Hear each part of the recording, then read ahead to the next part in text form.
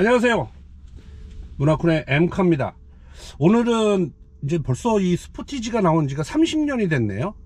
1993년도 1세대부터 나왔으니까 올해가 2023년이니까 굉장히 긴 시간 동안 장수 모델입니다. 그래서 오늘 2024년식 스포티지 하이브리드를 가지고 한번 시승을 한번 해보도록 하겠습니다. 기존에 한번 스포티지 시승을 한번 한 적이 있었는데 2024년식이 되면서 좀 더 그 첨단 장치들이 좀 추가가 되고 뭐 이라이더 기능이라든지 이 핸들링 기능들이 좀 추가가 돼서 주행 중에 핸들링을 했을 때 하중의 배보는이라든지 뭐 이런 부분들이 좀 달라진 부분들이 있어서 그런 것들이 어떤 것인지 한번 주행을 하면서 알아보도록 하겠습니다.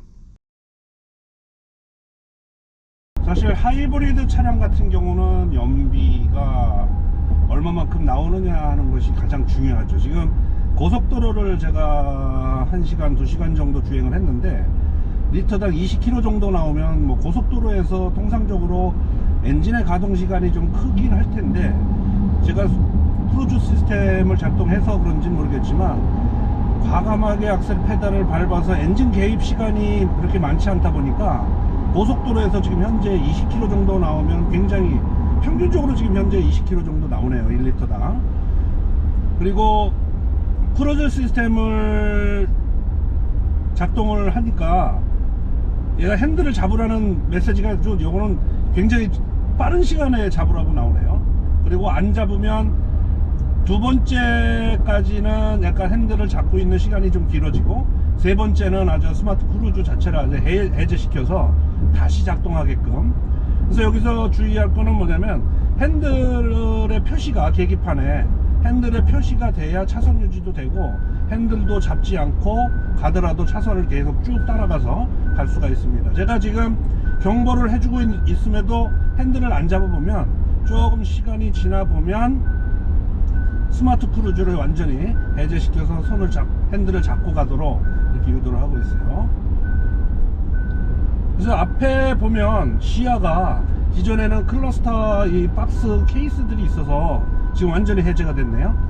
네, 다시 핸들을 잡고 핸들에 붙어있는 핸들 표시되어 있는 모양을 눌러줘야 차선을 핸들도 조정이 되면서 차선 유지를 해서 따라가도록 되어 있어요. 그래서 해제가 된 상태에서는 핸들에 붙어있는 이 핸들 표시를 반드시 눌러서 계기판에 녹색 불이 들어오는지 확인을 하셔야 돼요.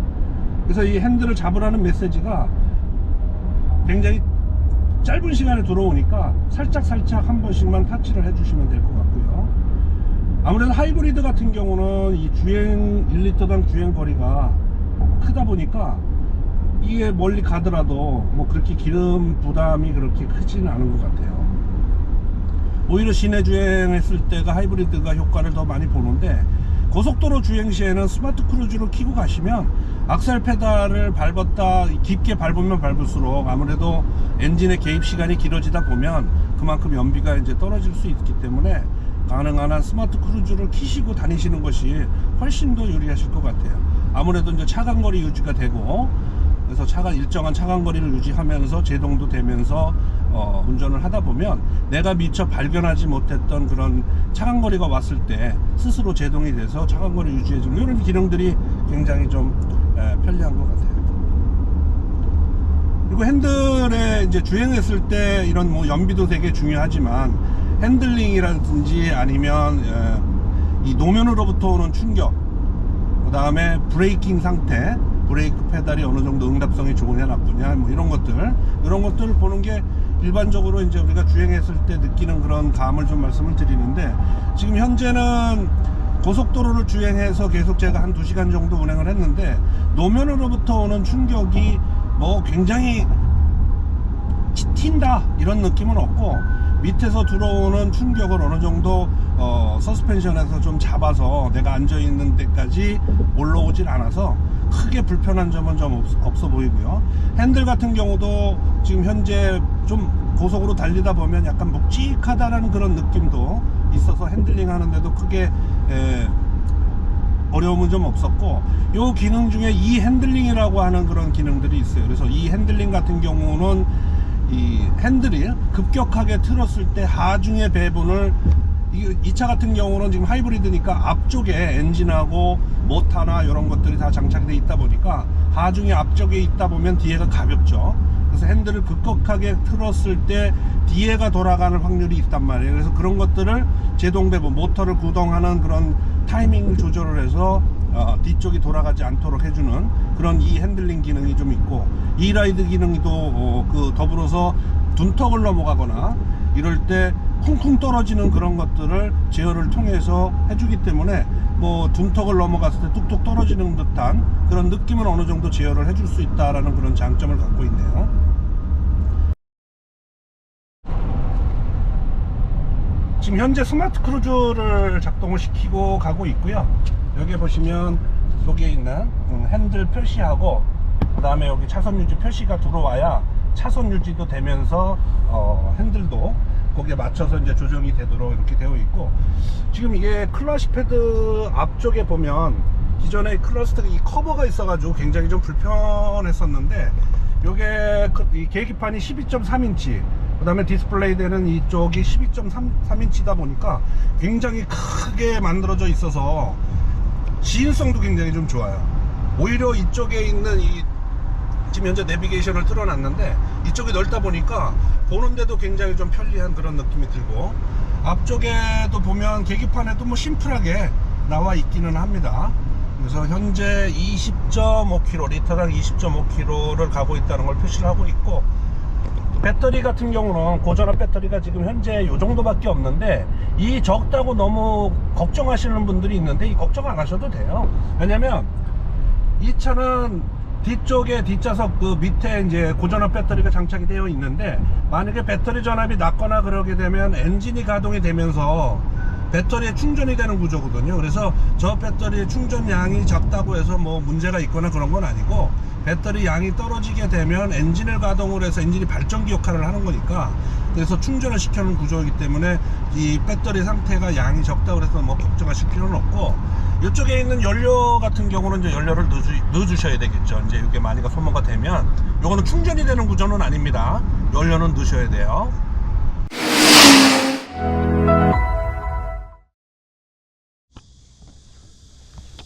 전면부 한번 살펴볼게요.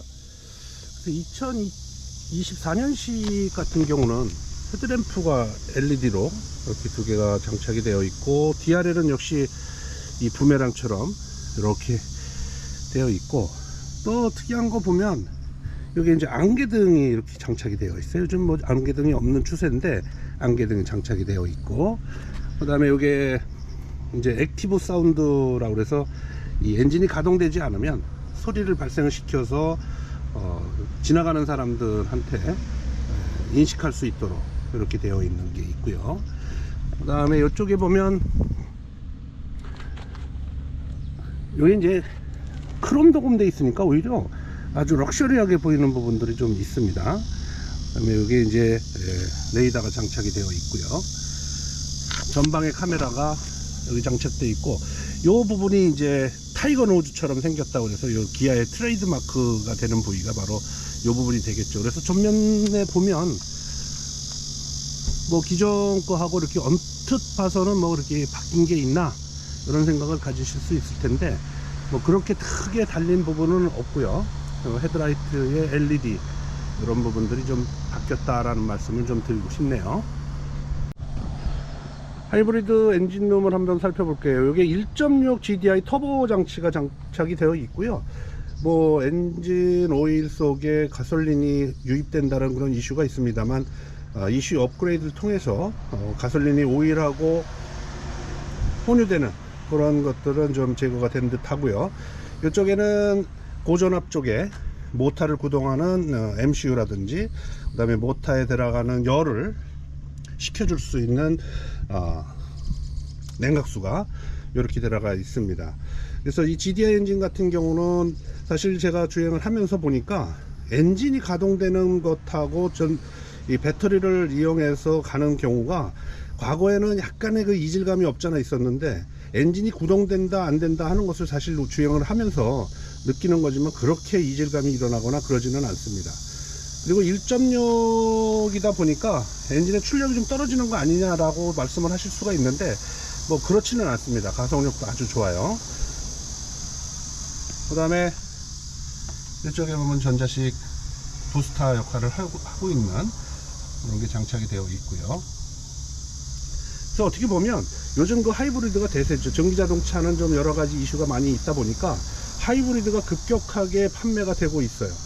그래서 엔진과 같이 배터리하고 가동을 해서 차가 주행을 하게 된다, 이렇게 보시면 될 것 같습니다. 실내 한번 살펴보겠습니다. 실내는 이 도어 트림에 메모리 시트가 2명까지 메모리 할 수 있도록 이렇게 되어 있고요. 여기는 이제 도어 스위치, 유리를 내리고 올릴 수 있는 그런 것들이 장착이 되어 있습니다. 그리고 크레로디오가 장착이 되어 있고요.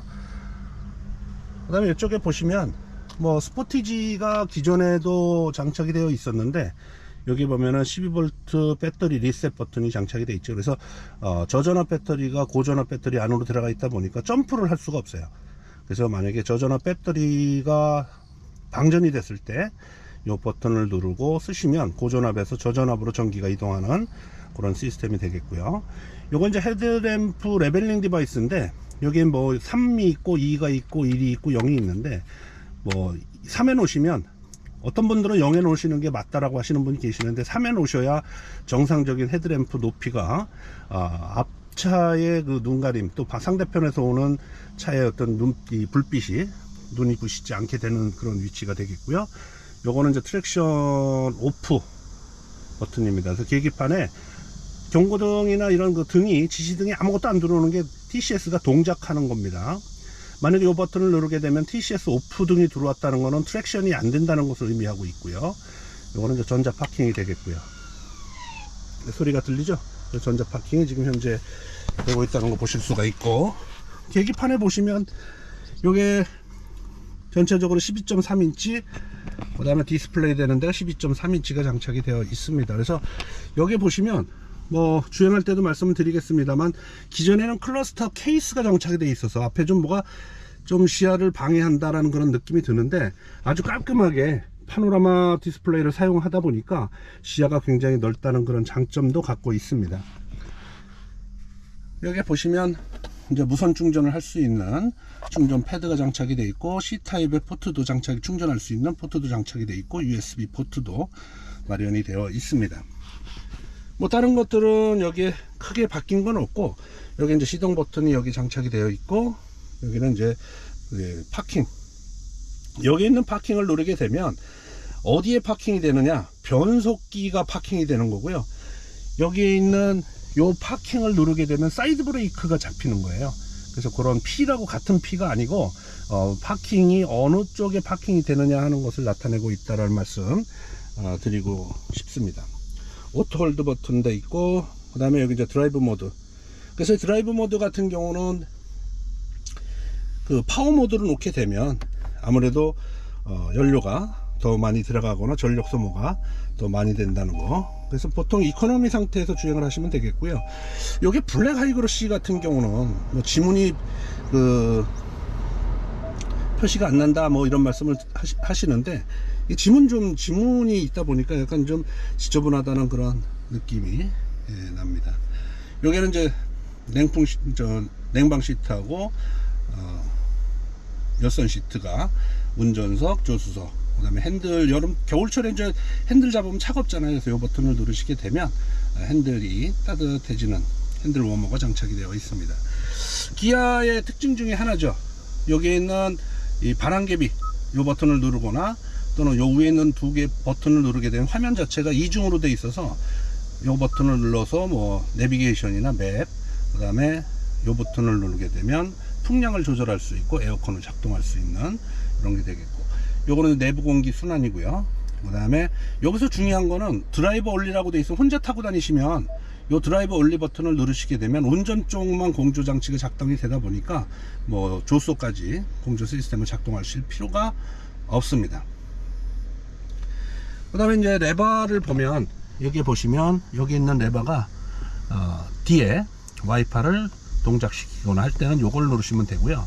그 그 다음에 여기에 이제 속도를, 와이파이 속도를 빠르게 하거나 느리게 하거나 할 때는 이 버튼을 누르시게 되고, 이 버튼 이렇게 올렸다 내렸다 하는 건 뭐냐면, 이게 자동으로 와이파이 속도를 비가 많이 오게 되면 속도를 좀 빨리 할 것이냐 적게 할 것이냐 하는 것을 결정을 하게 돼요. 그래서 중간에 서 있는 시간이 짧거나 길게 할 때는 이 버튼을 누르시게 되면 되는 거고, 그 다음에 이제 이쪽으로 오시면 아까 말씀을 드렸습니다만, 이게 이제 안개등 스위치예요. 그래서 뭐 안개등 같은 경우는 평상시에 이렇게 켜놓으시고 이렇게 주행하셔도 무관합니다. 그래서 오토 위치에서는 밤이 되면 오토 위치에서는 안개등하고 라이트가 같이 점등이 되고, 이렇게 켜놓더라도 낮에는 전조등하고 안개등이 다 꺼진다는 말씀 좀 드리고, 항상 이 오토 위치에 놓는 걸 꼭 잊지 않으셨으면 좋겠습니다.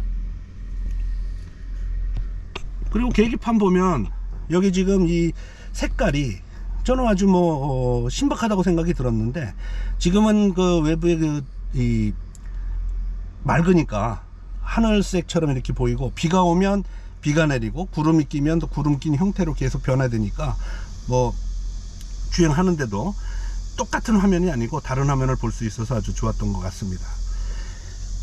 대부분이 요 핸들에 붙어 있는 모드를 잘 모르시는 분들이 있는데, 여기는 음성으로 지원해주는 버튼이에요. 그래서 뭐 예를 들어서 썬루프 열어줘, 썬루프를 열게요, 뭐 이렇게 쓰신다든가, 또는 썬루프 닫아줘, 썬루프를 닫을게요, 이럴 때 사용하시면 되고, 모드는 이쪽에 모드를 바꿀 때 사용을 하시면 될 것 같고요. 그 다음에 전화를 받으실 때 블루투스 모드 상태에서 전화를 받으실 때 이렇게 받으시면 스피커가 장착이 되어 있어서 바로 목소리를 다 들으실 수 있는 부분들이고요. 그 다음에 이제 스마트 크루즈 같은 경우는 여기 있는 버튼만 누르시면 현재 주행하고 있는 속도에서 스마트 크루즈가 작동이 되도록 되어 있고, 요거는 이제 그 내비게이션 기반의 스마트 크루즈예요. 그래서 고속도로 같은 데는 굉장히 좀 유용하게 쓸 수 있는 버튼 중에 하나가 되겠고요. 그 다음에 스마트 크루즈를 사용하는데 앞차와의 그 주행 거리를, 간격을 좀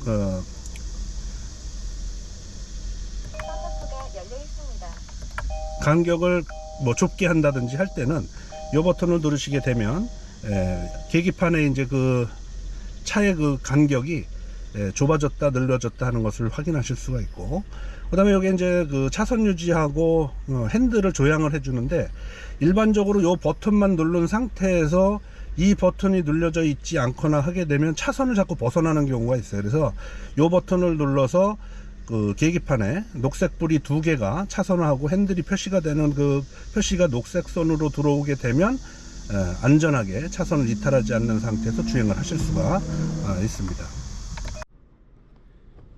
기존의 교통카드 같은 경우는 이 룸미러에 넣게 되어 있었는데, 요즘은 여기 안에 이렇게 장착이 되어 있어서 이렇게 뺐다가 이렇게 집어넣으시면 교통카드 넣는 것도 아주 심플하게 잘 이렇게 되어 있고요. 썬루프 낼 수 있는 스위치가 장착이 되어 있고, 그 다음에 운전석 쪽에 라이트 껐다 켰다 할 수 있는 부분들이 있고요.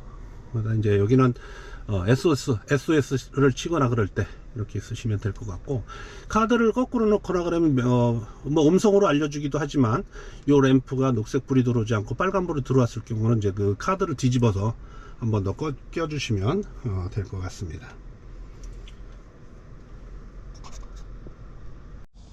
네, 뒷자리 한번 살펴보겠습니다. 마찬가지로 통풍 시트 장착이 되어 있고, 유리를 올렸다 내렸다 할 수 있는 스위치가 장착이 되어 있고요. 이쪽에 이제 뒤에 시트를 접고자 할 때는 이 버튼을 이렇게 누르면 뒤에 시트가 이렇게 접혀서 트렁크 공간을 좀 넓게 쓸 수 있는 그런 장점이 있습니다. 근데 여기 특이하게 이 포켓을 이렇게 만들어 놨네요. 그래서 뭐 잡다한 거 여기다 넣으시면 될 것 같고, 또 때에 따라서는 저도 많이 필요한 부분들이 있어요. 그래서 자크를 이용해서 이렇게 그 불필요하게 한 것들은 이렇게 집어넣으시면 될 것 같고, 여기에는 고리가 사실 밋밋한 것보다는 이런 고리 만들어 주면 좋을 것 같아요. 뭐 차 움직이게 되면 뭐 막 그 안에서 왔다 갔다 하는 게 좀 불편하신 분들은 그런 것들도 좀 필요하고, 여기 이제 옷걸이, 요건 아이디어 같아요. 저는 아주 굉장히 많이 쓰고 있는데 이런 것들은 아이디어 같다는 말씀 좀 드리고요. 뒤에 타도 사실은 공간이 뒤에까지 이렇게 확 넘어가니까 뒤에 타신 분도 이렇게 공간이 좁다는 생각은 좀 안 들어요. 그 다음에 뒤 시트에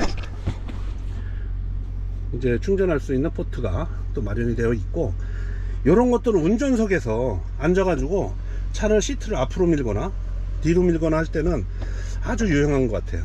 이렇게 세우거나 이럴 때. 그래서 뒤에 앉으신 분들이 사실은 요게 썬루프까지 장착이 되어 있다 보니까 헤드룸이 좀 부족하지 않느냐라고 생각을 하실 수 있는데, 사실은 헤드룸 같은 경우도 굉장히 좀 공간이 좀 넓어요. 그래서 뒤로 시트를 약간 제낀 상태에서 이렇게 다니시다 보면 아마 큰 무리 없이 장거리 주행하는데도 불편함 없이 주행을 하실 수가 있다, 이렇게 보시면 될 것 같습니다. 뒷면 한번 살펴보도록 하겠습니다. 이제 하이브리드라고 이렇게 배지가 장착이 되어 있고, 그 다음에 이제 2024년형 같은 경우는 기존 모델하고는 요 라인이 약간 좀 다르게 좀 표시가 되어 있는 것을 좀 보실 수가 있고, 뒤에서 봤을 땐 전반적으로 그 전 모델하고 뭐 크게 바뀐 것은 좀 느낄 수가 없을 거예요, 일반 분들은. 그 다음에 요 뒤에 후진 라이트는 하나로, 여기 있는 라이트 하나로 후진등이 켜지게 되겠고요. 그 다음에 뒤쪽에 카메라가 장착이 되어 있고, 이 기아차 같은 경우는 이 와이퍼를 이 안쪽에 집어넣는 것이 저는 굉장히 좋은 것 같아요. 기존에는 여기에 장착이 되어 있다 보니까 누가 또 이렇게 가면서 와이퍼를 한 번씩 이렇게 퉁퉁 친다든가 이런 부분들이 있는데, 이 차는 와이퍼가 없나 보다 그러시는데, 사실은 이 안쪽에 감춰놔서 아주 그런 것들은 아이디어가 좋은 것 같습니다. 그래서 뒤에서 보면 뭐 이 스포티지 같은 경우가 사실 굉장히 많이 팔린 차고 30년 동안 나온 차잖아요. 그래서 앞으로도 잘 팔릴 것으로 예측이 됩니다.